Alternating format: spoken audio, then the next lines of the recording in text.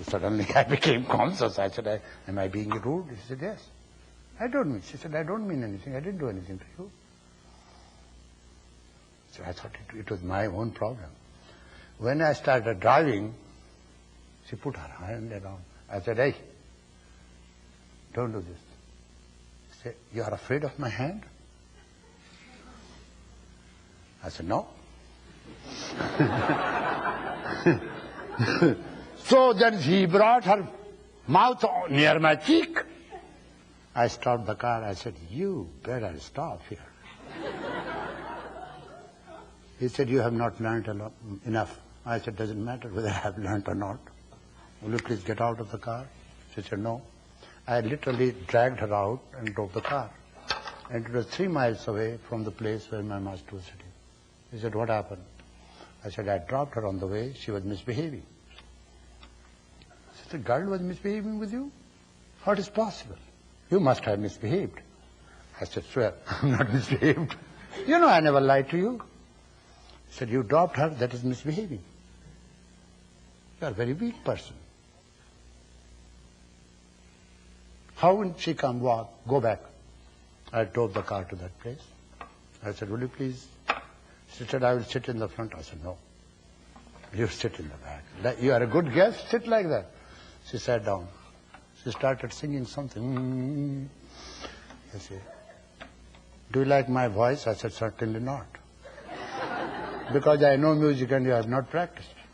You see, your swaras are not good. Okay, I said, this is at the morning hours. Why do you not sing Yogiya Rag? I don't know that. I said, sing this, Bhatiyara or something. She said, no. I said, very good. She did not know anything about it, you know. I said, okay, don't talk nonsense, keep quiet. We came. My master asked her. He said, she must have told something. She called.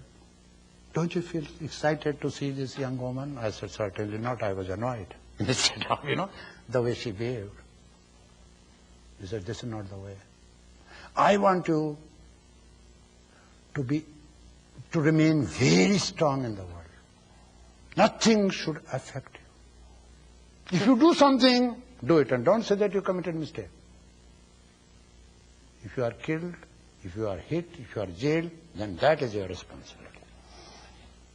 You never complain that I have committed a mistake, I am sorry. Never learn that thing. Whole day from morning and evening, what do you say? Your husband says, where were you? Sorry, honey. Then son says, Mom, where were you? Sorry, boy. 100 times you use sorry, what do you mean by that? It's 100 times you acknowledge your mistakes, really that will create a complex in your heart and mind. My master said, never do it. When you do something, know that you are doing it, and when you do, have that responsibility for the consequences. With this, willpower is never weakened. This is my point. Then you can learn from the society what is right and what is wrong. If you are committing mistake, society will teach you. If you are doing wrong, they will kill you. What I mean to say? One should learn to be very strong from within.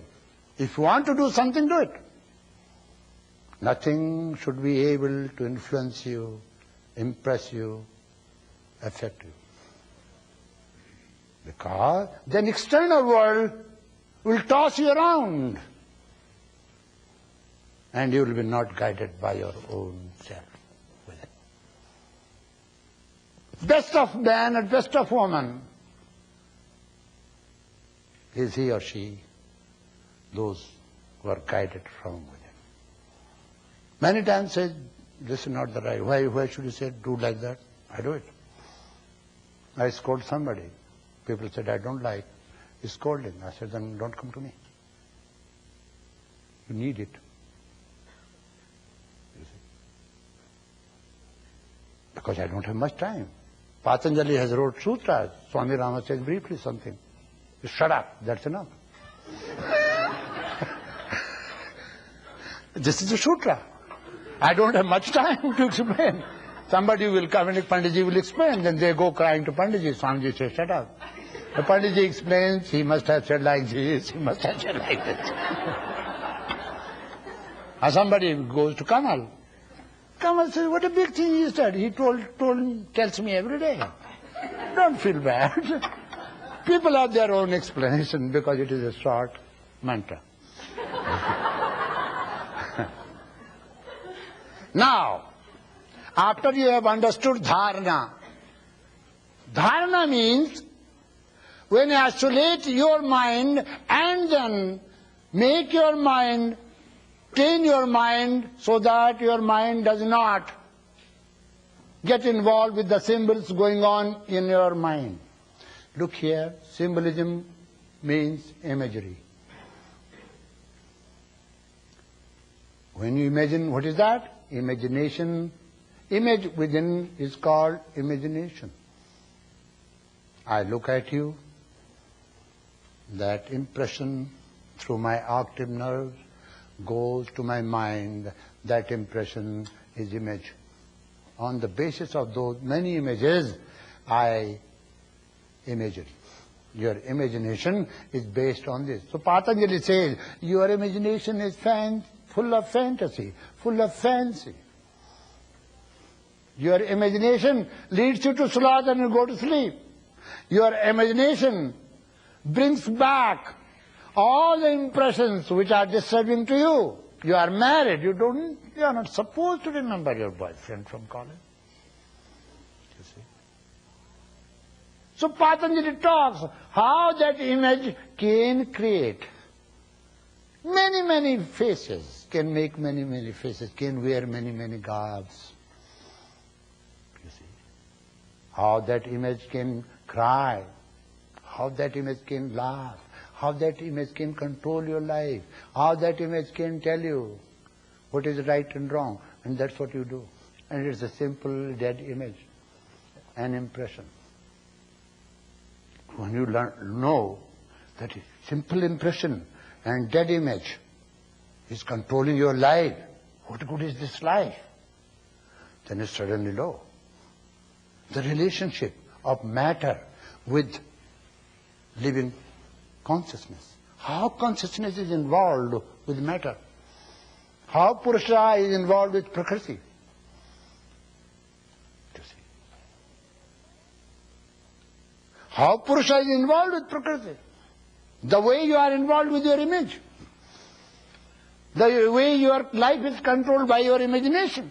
Simple way. This simile will help. The girl is not there, but her image, impression is there. You are sitting down, you are smiling. What did I do? In this country, at Salt Lake City, I asked one of the cameramen to come. He put the camera, and I told the students to meditate. And I said, those. So there were some monks. Everybody was meditating. I said, only 10 minutes. Say, give us 5 minutes time. I said, no camera for 5 minutes. After 5 minutes time, somebody was doing like this. Somebody was doing like this. Somebody was doing like this. Everybody is making 100 faces. Why those faces were being made by you in meditation? Because that symbol, that impression was affecting you.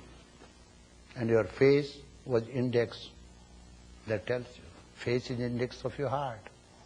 It means your thought, that image affects your heart, that is reflected on your face.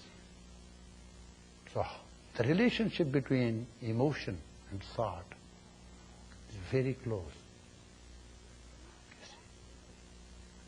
You'll see that image, impression, becomes a sort of symbol for you. Now, what is the relationship between symbol and sound?